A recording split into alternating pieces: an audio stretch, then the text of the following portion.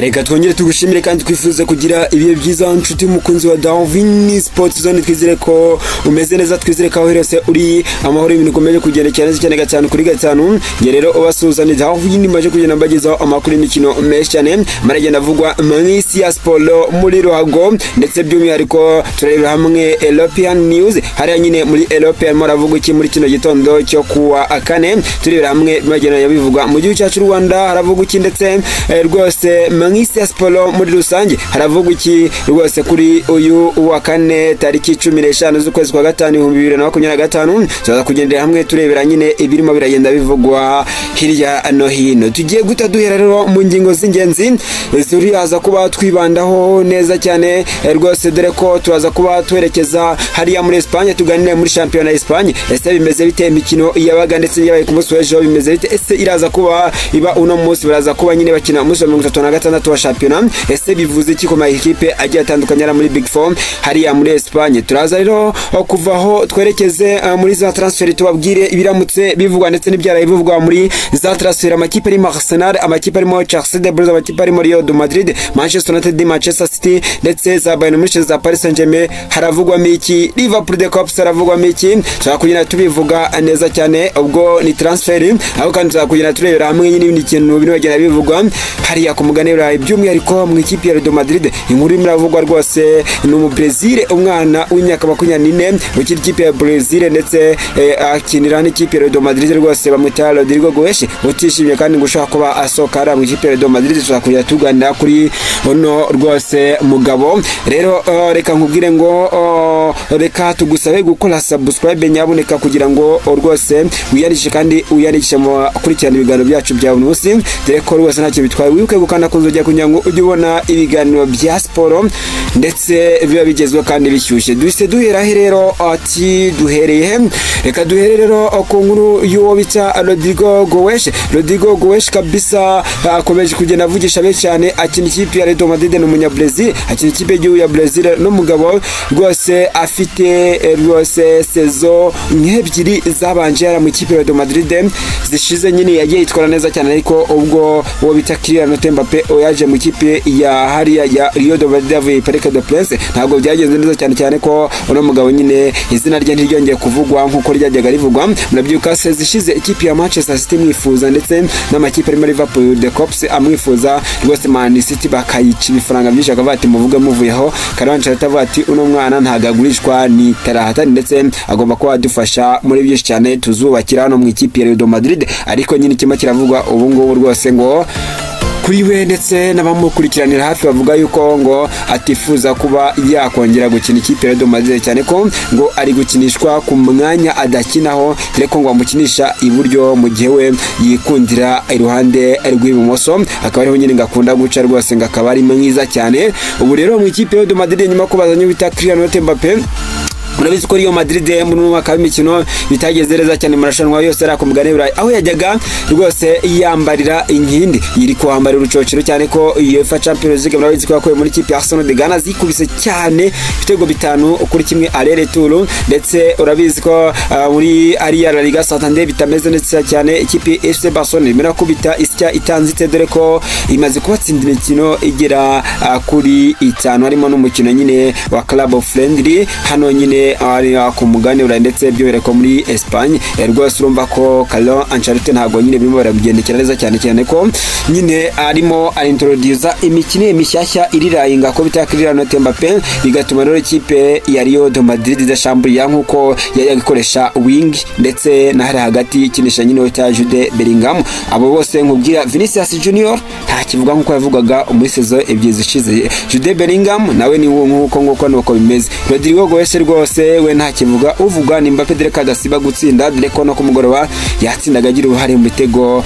mu 40 rwose. Uno mugabo aho mu France waje mu ikipe ya Real Madrid ko sezo ye nawe ntiyagenze neza cyane, nawe turaje tumugaruke mu kanya, turaje tumugarukeho. Ariko icyo wamenye nyine ko nuko wita Rodrigo Goes ashobora gusohoka mu ikipe ya Real Madrid mu gihe kitarambiranye, ubwo rwose ino ziraza kuba irangira ngo bishobora gutegereza ko bajya gukina icyo bita Club World Cup rwose ngo bityo agahita yigendera, dore ko hari amakipe menshi cyane mu gihugu cy'Ubwongereza avuga ko amushaka. Turaza kubigarukaho mu makuru ya transfer yonyine yihariye, murabizi ko turaza kuyagira mu kanya ku isaha y'isa 4. so kuba turimo turagenda tuganira ikiganiro nyine kivuga ku ma transfer avuga hariya ku mugani Burayi. Reka rero duhite dukomeza n'indi nkuru rwose twerekeze ku mugabo witwa Xabi Alonso. Ubwo turacyari mu ikipe ya Real Madrid, dore ko ngo tugesheje bita Fabrizio Romano yatubwiye ko deal is done witwa Xabi Alonso, umunyespanye watozaga ikipe ya Bayer Leverkusen mu gihugu cy'Abadage, rwose ngo agomba kwerekeza rwose mu ikipe ya Real Madrid mu gikombe cy'isi cy'amaklabu. Agomba kuba ari kumwe nayo, dore ko Xabi Alonso yaje gusimbura witwa Carlo Ancelotti. Rero ngo yasabye Real Madrid yuko igomba kongera ubukana cyangwa ikongera imbaraga mu kuba yazana umwana ukiri muto umunyespanye witwa Dejan Eugene ukinira ikipe ya Bournemouth, dore ko ngo barifuza ko ngo nyine deal yaba dani byihuse kugira ngo azafashe mu cyo bita Club World Cup cyangwa igikombe cy'isi cy'amaklabu gikoma gutangira rwose muri izi mpera z'ukwa gatanu. Rwose amakipe arimo Real Madrid akagikina ikipe ya Manchester City, za hariya za ikipe zirimo za Atletico de Madrid, ikipe zirimo Paris Saint-Germain, n'andi makipe menshi cyane agomba kuba akina kino gikombe cy'isi cy'amaklabu. Tuzagira igihe kinini cyo kugaruka ku makipe agomba gukina kino gikombe cy'isi cy'amaklabu, ndetse tugaruke no kuba atazakina kino gikombe icyo bagendeyeho, tuzagenda tubirebera hamwe neza cyane. Xabi Alonso rero kuno mwana avuga ati mumukore mu ikipe ya Bournemouth azadufashe neza cyane kabisa. Rero reka tugiye ko bita Fabrizio Romano akomeza tugira ati Kylian Mbappé score for Real Madrid at the reach 40 goals on this first season in club at Real Madrid Santiago Bernabeu. Aravuga ati that is massive impact.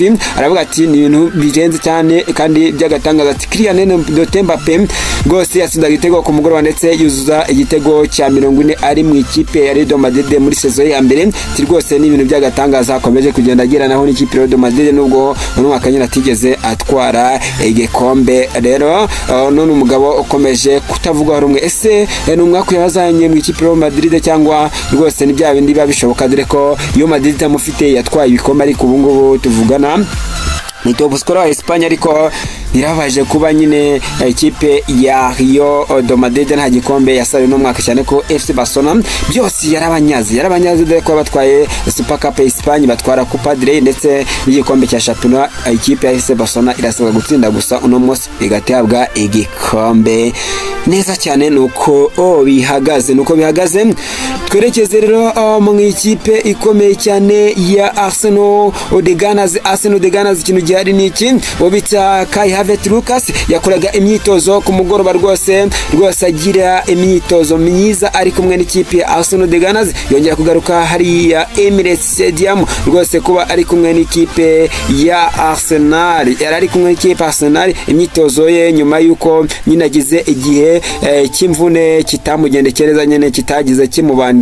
uno mugabo rero rwose yagarukaga mu myitozo ku mugoroba neza cyane hari ya Emirates Stadium, imyitozo ye ya mbere nyuma y'igihe kinini agiye mu mvune. Urumva ko na makuru meza cyane ku bafana b'ikipe ya Arsenal ndetse n'abakunzi bayo muri rusange bagiye kongera kumubona mu mikino isigaye igera kuri 2. Tugomba kuza kuba tunareba hamwe Arsenal isigaje iyi mikino. Reka mite nanayikomoza iyo mikino Arsenal igomba kuba isigaje hariya rwose muri Premier League kugira ngo rwose igiye ku musozo dore kizasozwa tariki 25 z'uku kwezi kwa gatanu, nibwo rwose igomba kuba isoza. Arsenal rero ikintu wamenya ku mwanya wa kabiri nyuma ko yanganye ikipe ya Liverpool de Cops ibitego 2-2 muri weekend yashize hari ku cyumweru. Rero Liverpool de Cops komeza kuyobora n'amanota 83 ndetse Arsenal ku mwanya wa kabiri n'amanota 68 mu gihe ikipe ikomeye cyane ya Newcastle ku mwanya wa gatatu n'amanota 66 ndetse Manchester City ku mwanya wa kane n'amanota 35, Chelsea the Blues iraho hafi n'amanota 63 nuko bihagaze. Ikintu rero wamenya Arsenal irasabwa kuba yakora ikintu cyitwa intsinzi, dore ko tariki 18 zo kwezi rwose igomba kuba itana mu mitwe, hazaba ari ku cyumweru itana mu mitwe n'ikipe ya Newcastle. Umukino ukomeye cyane uzaba ku isaha 11:30 hari ya Emirates Stadium. Newcastle n'umwaka w'abashobora batsinze 3, irongera hishura 4, Arsenal izaba hikura. Nibyo gutegereza tukareba. Ikindi kintu wamenya nuko Arsenal nyine irasabwa gutsinda undi mukino imikino ifite rwose, dore ko ifite umukino igomba kuba ikina hariya nyine muri English Premier League.